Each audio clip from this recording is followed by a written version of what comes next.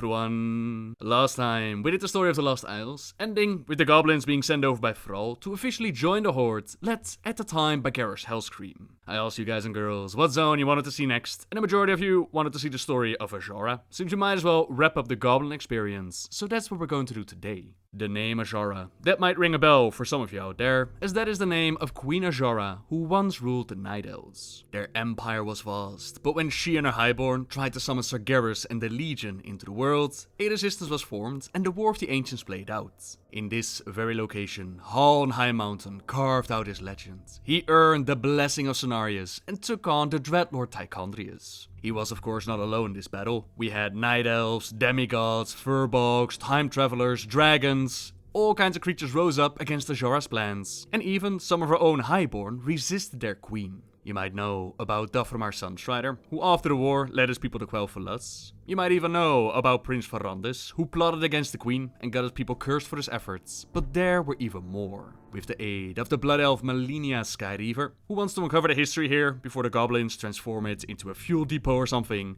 we find out about the unsung heroes of the war. The mages at the Manor Academy. They'd fallen far from the Queen's graces. They would have been a powerful asset in the war to come, but they refused to fall back when the rest of the city fell. Instead of regrouping outside the city to join in a counter-assault, they decided to stay behind, erecting magical barriers and turning their once quiet home into a fortress. Refugees streamed to the Manor Academy in the first terrible days of the invasion, and survivors rallied to mount a defense. Have to tell ya, hearing this tale while playing a Nightborn, that was quite a feeling of deja vu. Now history, it doesn't exactly record what happens next, for there were no survivors at the academy. The raging demons left little more than the ruins we see today, and the secrets of the academy, they lay buried under the soil of Azshara. Until recently, the latent magical energies of the academy grounds, they attracted the attention of the Blue Dragonflight, and she wasn't able to study them. The attention of the dragons, it's now elsewhere, and by collecting some artifacts from the site, Malenia is able to use her scry magic, turning Califra's ring into a gateway to her soul.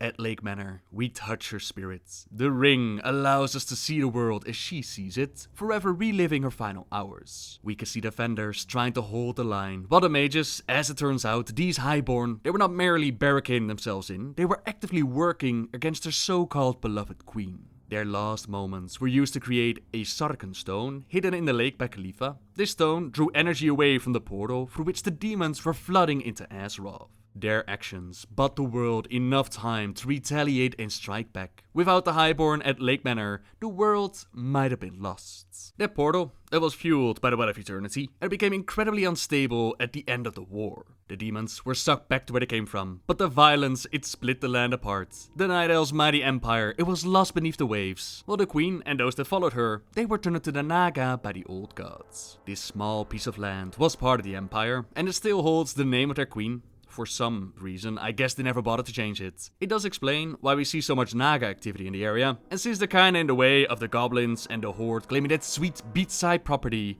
we make sure to deal with them. It's not quite that easy though, as the Naga have giants working for them. Usually, they're not that friendly towards each other, but as we discover, the Naga actually hold the heart of Arkorok, which they use to enslave the sons of Arkorok. Arkorok was a sea giant, supposedly the god of the sea giants, that used to hang out at the temple of Arkoren. He wasn't a bad guy either, he helped us out with a quest or two during Classic, but with the Cataclysm, it appears that he has sadly fallen to the Naga that are now using his heart.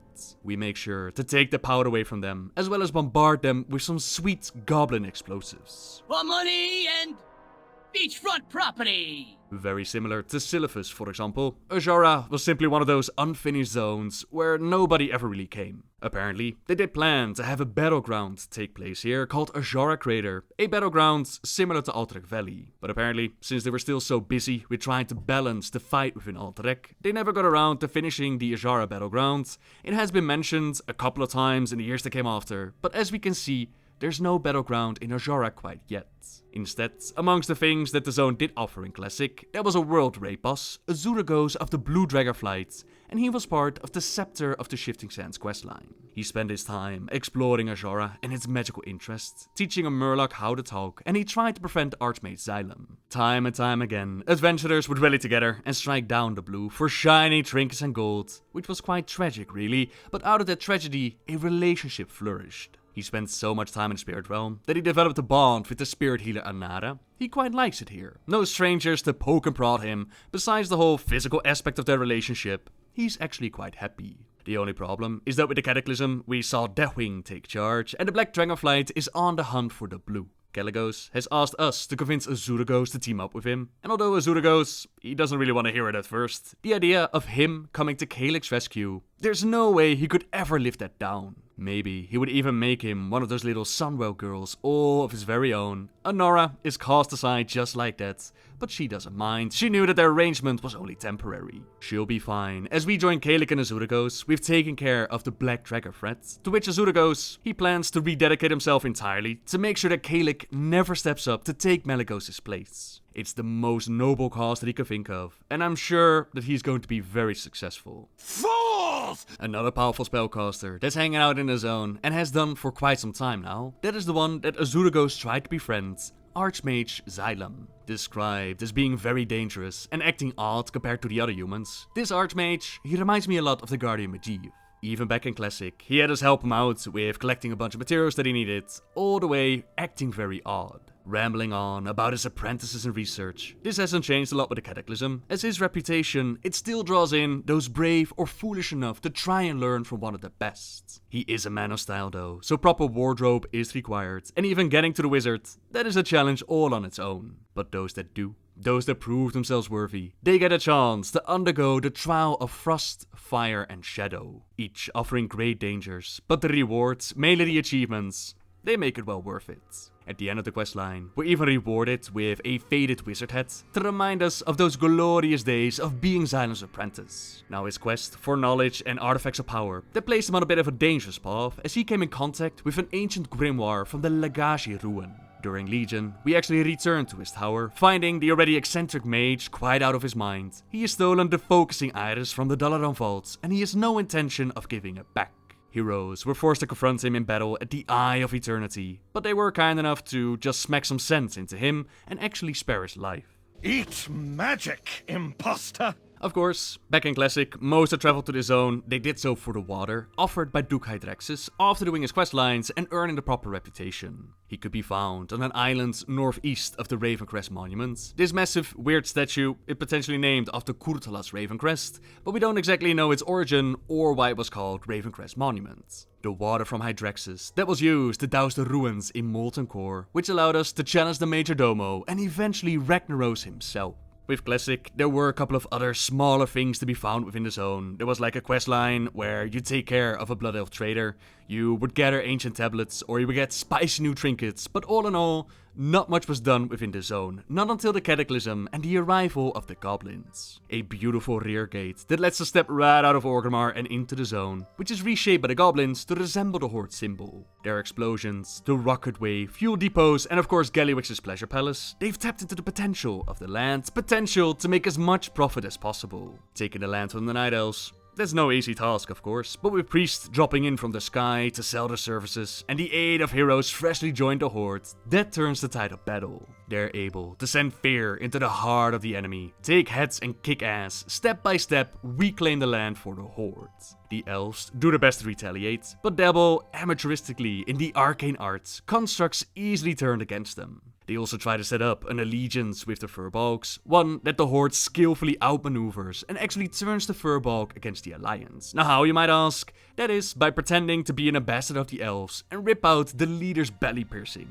I actually wondered who had ownership to the land of Azshara before the Goblins and the Horde took their claim, and the reason why I mentioned that the Horde is taking it from the Night Elves, that is because it's specifically stated in a quest. After a badass assassination, we fight Mariel Dawnsong and Captain Grunwald, taking them both out, to which Shaw says, "Very impressive.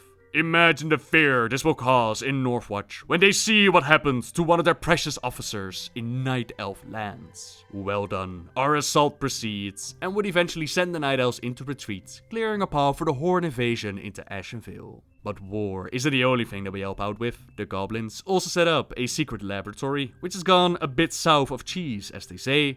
Now of course, buildings can be rebuilt, goblin hair burned by fire, that will regrow, but the most prized experiment, that has gone missing. We're asked to check in with Subject 9, a raptor that they imported from the Barrens and has been given super intelligence. Her benefactors, they used the diminutive intellect to construct an interplanetary transport. The rocket, as it's currently designed, that's quite a death trap, but with the secret rocket plans from the laboratory archives, she should be able to modify it into something that won't instantly kill her. We ring the door buzzer, and out comes a mutant goblin. Got quite a Wolverine situation going on here, which might explain why everything's on fire. This goblin is actually ex-Nizzlebex, the lab director, who's not looking too great. We put him down, we collect the plans, we even collect the offspring of Subject 9 and Subject 4. The latter, not even nice enough to call or write. With her unique offspring of cognitively superior raptors gathered, Subject 9 is off into the great dark beyond.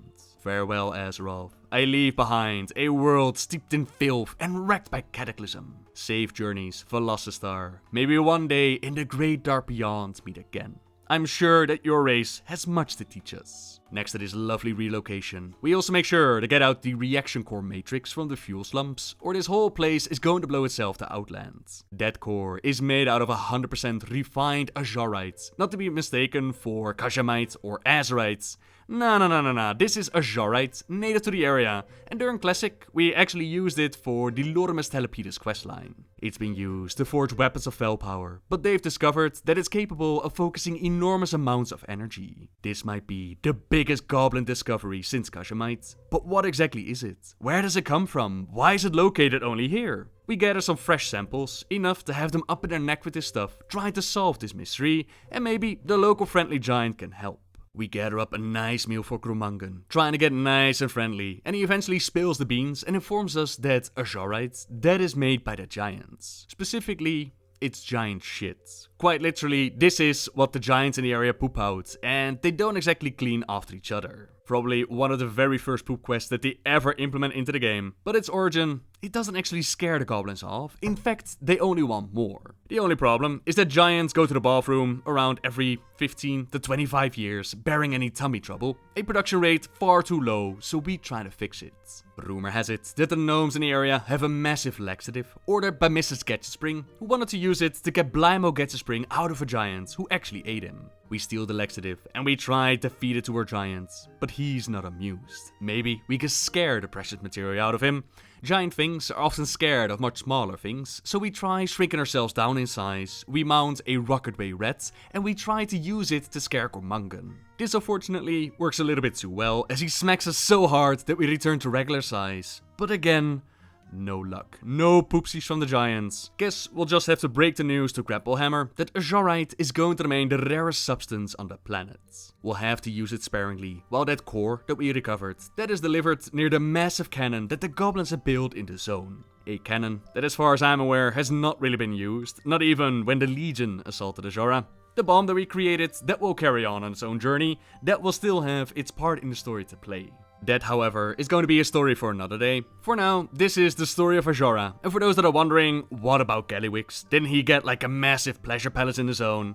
Yeah, he did. But the goblin himself isn't around too much. Disappointing, really, considering that it has a nice oceanic view, a grenade golf course, luxury pool, all kinds of good stuff. But the only time that we really see the Trade Prince here, that was during the Rogue Order Hall campaign. Noggenfogger, he sends us out to infiltrate the sauna. We steal the key, and we get out of there with Gallywix's one-of-a-kind love potion. Perhaps in the future, we'll see the Trade Prince hang out a little bit more. Perhaps we'll even get the battleground one day. But for now, we've reached the end.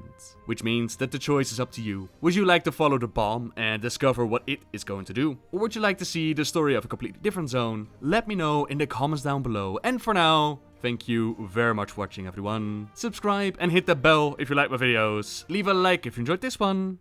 And on to the next one, guys. See ya!